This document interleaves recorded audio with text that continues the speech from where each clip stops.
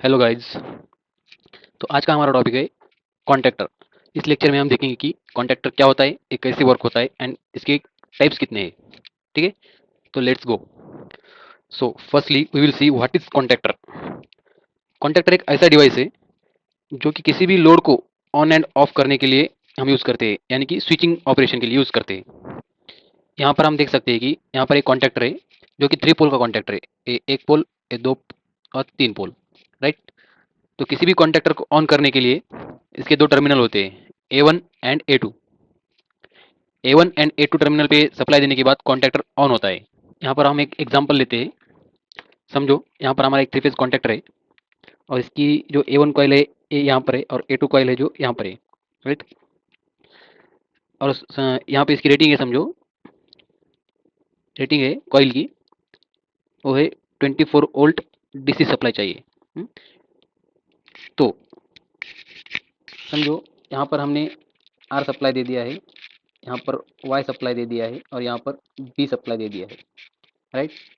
इसका हम इसके साथ साथ हम इसकी सर्किट डायग्राम भी देख लेते हैं।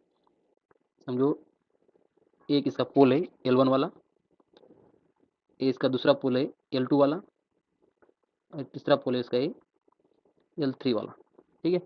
और इसका A1 टर्मिनल यहाँ पर है और A2 टर्मिनल यहाँ पर है। यहाँ पर दे दिया हमने R, Y और B। समझो इसके नीचे हम लोड लगाते हैं 3 फेज इंडक्शन मोटर। तो समझो 3 फेज इंडक्शन मोटर लगाने के लिए यहाँ पर हमें एक ओवरलोड रिले लगाना पड़ेगा, OLR। इसके बारे में हम नेक्स्ट लेक्चर में देखेंगे।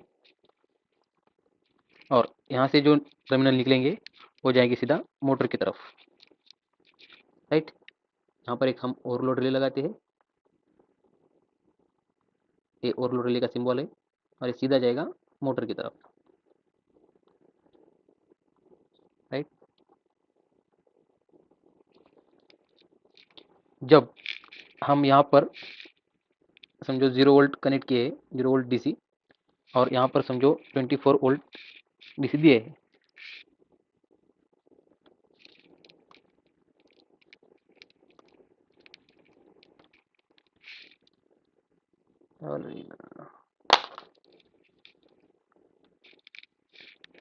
और समझो यहाँ पर हमने 24 वोल्ट DC कनेक्ट किया है।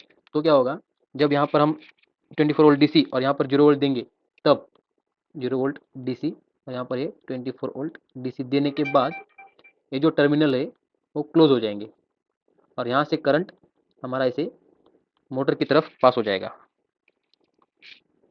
यहाँ से करंट हमारा ऐसा मोटर की तरफ पास हो जाएगा और हमारी मोटर ऑन हो जाएगी।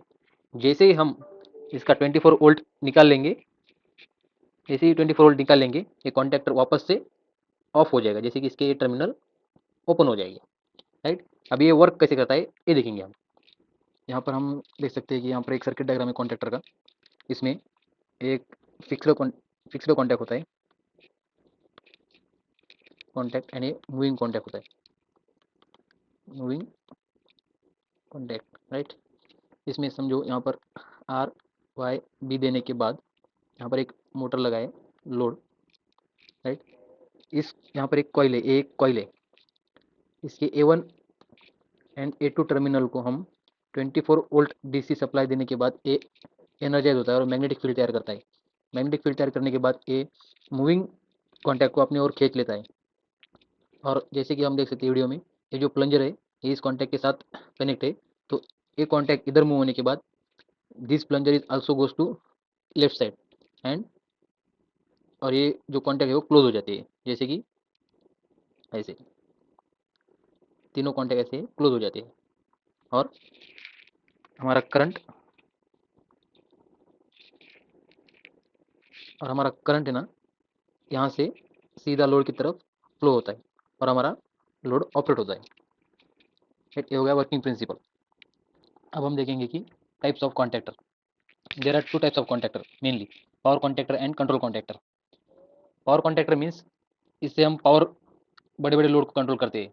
और कंट्रोल कॉन्टैक्टर मीन्स ये सिर्फ use as a auxiliary contactor, means इसमें NONC टर्मिनल होते हैं। आप देख सकते हैं इमेज में NONC टर्मिनल, आप देख सकते हैं इमेज में NONC टर्मिनल, NONC और ANONC समझो कम हमें और एनओएनसी चाहिए तो हम इस पे ऐसे एड एंड ब्लॉक यूज़ करते हैं यहाँ पर, और ये भी इसी की तरह एनओएनसी का काम करते हैं। और पावर कॉन्ट्रैक्टर मीन्स यहाँ पर हम आर वाई भी देते देते हैं, और यहाँ से आउटपुट आर वाई भी ही लेते हैं। इससे क्या होता है, हम कंट्रोल सर्किट को कंट्रोल करने के लिए कॉन्टैक्ट यूज़ करते हैं, और स्विचिंग मेनली स्विचिंग के लिए, लोड लोड को कंट्रोल करने के लिए कॉन्टैक्ट यूज़ करते हैं। ये जो ऑक्सिलरी ब्लॉक्स है हम इसमें भी यूज़ करते हैं, हमारी ज़रूरत के हिसाब से। और एक बात मैंने कहा था कि यहाँ पे इसका A1 टर्मिनल होता है और यहाँ पर A2 टर्मिनल होता है। जहाँ पे यहाँ जैसे कि यहाँ पे दिख रहा है A1 टर्मिनल और इसके नीचे होता है A2 टर्मिनल। ये होगा सीमेंस कॉन्टैक्टर के लिए और इस पर्टिकुलर मॉडल के लिए। कुछ कॉन्टैक्टर में इसके सामने इधर A1 टर्मिनल होता है और A2 टर्मिनल होता है जैसे कि श्नाइडर के कॉन्टैक्टर में, और कुछ सीमेंस के भी कॉन्टैक्टर ऐसे रहते कि उसके ऊपर ही इधर A1 और A2 कॉन्टैक्ट दे वाले रहते हैं। A1 और A2 कॉन्टैक्ट में इसके कॉइल को एनर्जाइज करने के लिए एक कॉन्टैक्टर होते हैं, और कॉइल जब एनर्जाइज होता है तो प्लंजर को अपनी ओर खींच लेता है और कॉन्टैक्टर को ऑन करता है।